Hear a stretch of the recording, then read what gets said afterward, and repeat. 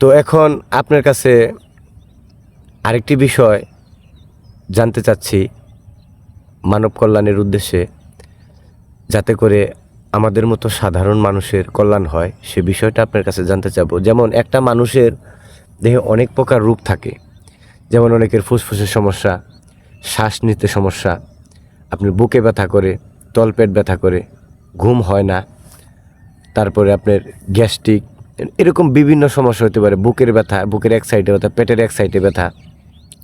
তো এরকম সমস্যা অনেকের আছে, চোখে কম দেখা, মাথা ঘোরানো।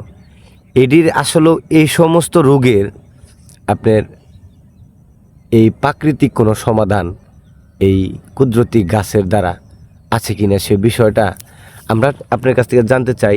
শুধু জানতে চাই না, এটা এমনভাবে আপনি উপস্থাপন করবেন, এমনভাবে আপনি আমাদেরকে বোঝাবেন যারা মধ্যবিত্ত গরিব মানুষ সবসময় ওষুধ পানি কিনে খাইতে পারি না, যাতে এরকম গাছগাছলার দ্বারা আমরা উপকৃত হতে পারি, সেই লক্ষ্যে আপনি খুব সুন্দর করে আমাদেরকে ভাষা জ্ঞানে বোঝানোর চেষ্টা করবেন। ধন্যবাদ। ধন্যবাদ আপনাকেও, খুব সুন্দর প্রশ্ন। এই প্রশ্নটার জন্য আপনাকে অসংখ্য অসংখ্য ধন্যবাদ। আপনাকে ধন্যবাদ।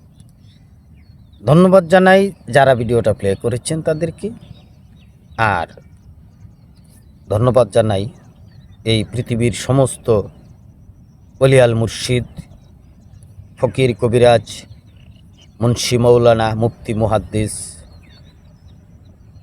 স্মরণ করি পাক পাঞ্জাতন মহান সৃষ্টিকর্তা আল্লাহ পাক রব্বুল ইজ্জত, যিনি আমাদেরকে বাঁচিয়ে রেখেছেন। তো ধন্যবাদ জানাই আরও আমাদেরকে যে পিতামাতা পৃথিবীর আলো দেখিয়েছে।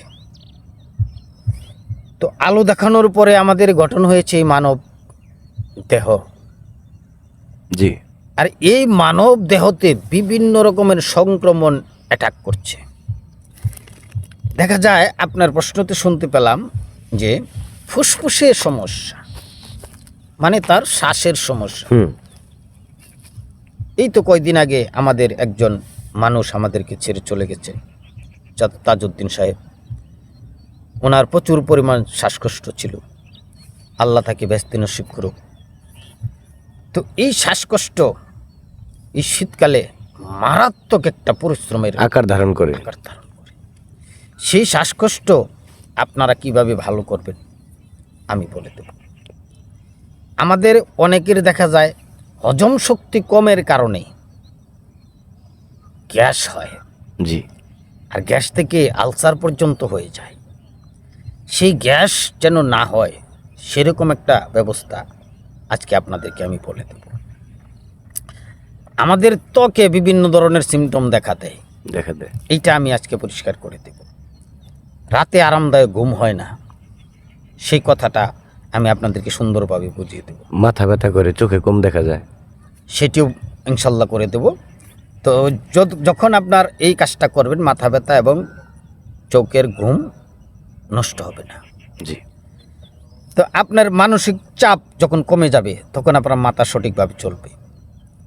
আপনার মাড়ি ফুলে যায়, দাঁতের মাড়ি ফুলে যায়, জি জি, হ্যাঁ, গলা ব্যথা করে, কাশি, এই ধরনের প্রতিরোধের ক্ষমতা আমি কি দিলে আপনারা পাবেন সেটাও বলবো।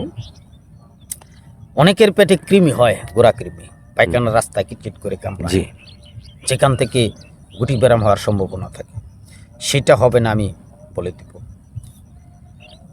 হৃৎপিণ্ডে আমাদের বিভিন্ন ধরনের সংক্রমণ হয়।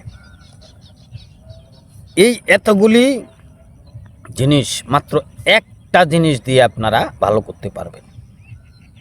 একটা জিনিস, এই একটা জিনিস কি সেটা নামটা শুনবেন এবং জিনিসগুলি আপনারা সেবন করবেন। তা তো অবশ্যই। আমাদের ফুসফুস পরিষ্কার থাকবে, জি, শ্বাসকষ্ট স্বাভাবিক চলবে এই একটা ফলের দ্বারায়। হজম শক্তির ক্ষমতা উন্নতি করবে, গ্যাসের সমস্যা সেরে যাবে একটা ফলের দ্বারায়। এই আমাদের ত্বক উজ্জ্বল থাকবে। জি, ত্বক উজ্জ্বল থাকবে, সহজে ছাপ পড়বে না। জি, গলার কণ্ঠস্বর ভালো থাকবে এই একটা জিনিসের দ্বারায়। লিভার সম্পূর্ণভাবে সুস্থ থাকবে, কোনো ধরনের অ্যাটাক হবে না। জি। রাতে গভীরভাবে আরামদায়ক ঘুম হবে, মাথা সুস্থ থাকবে, মাথায় ব্যথা থাকবে না, দাঁতের মাড়ি ফুলে যায়, আমাদের মানসিক চাপ আসা যায় বিভিন্ন কর্মকাণ্ড থেকে, এগুলি থাকবে না, গলা ব্যথা কাশি থাকবে না, আপনার রোগ প্রতিরোধ ক্ষমতা বাড়াবে শরীর থেকে। এই একটা জিনিস।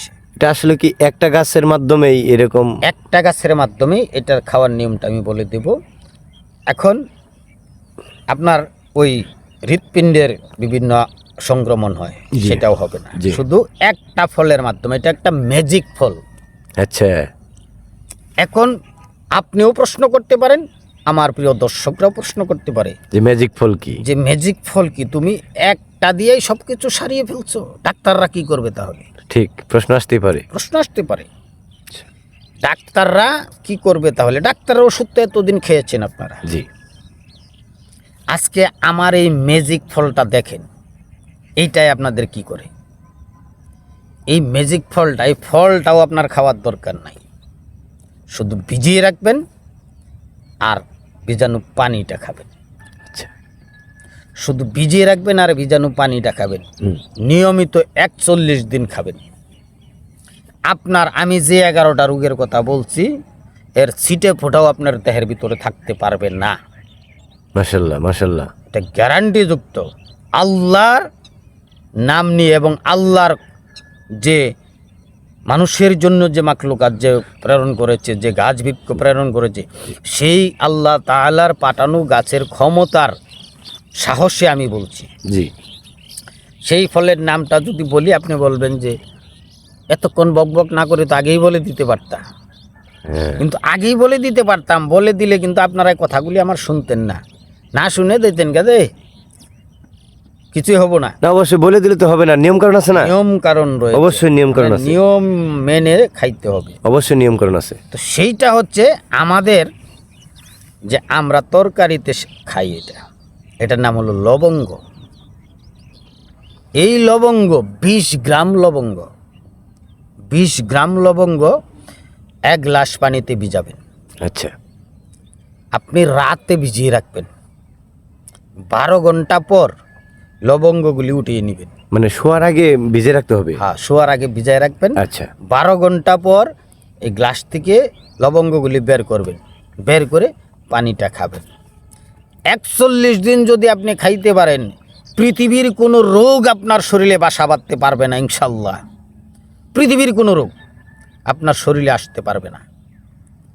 আর আপনি সব সময়, আপনার যত বয়স হোক, আপনি চড়া ভাষায় কথা বলতে পারবেন, আপনি কণ্ঠে পাওয়ার থাকবে, স্ট্রং থাকবে শরীর। স্ট্রং থাকবে শরীর, রক্ত টকবক করবে, রক্ত চলাচল ঠিক থাকবে। শীতে যেমন আমাদের রক্ত পানি করে দেয়, চলাচল ঠিক মতো করতে পারে না, right. হাত পাও লেগে যায়, হ্যাঁ, এইটা থাকবে না ইনশাল্লাহ। তো ভিউয়ার্স, আমি সুন্দরভাবে আপনাদেরকে বুঝিয়েছি। যদি মানেন, মানলে তাল গাছ, না মানলে আমার কিছু করার নেই। মানলে আপনি 41 দিন খান, আপনার দেহে কোনো রোগ থাকবে না। সবাই ভালো থাকবেন, সুস্থ থাকবেন, এই আশা ব্যক্ত করি আজকে বিদায় নিচ্ছি। খোদা হাফেজ।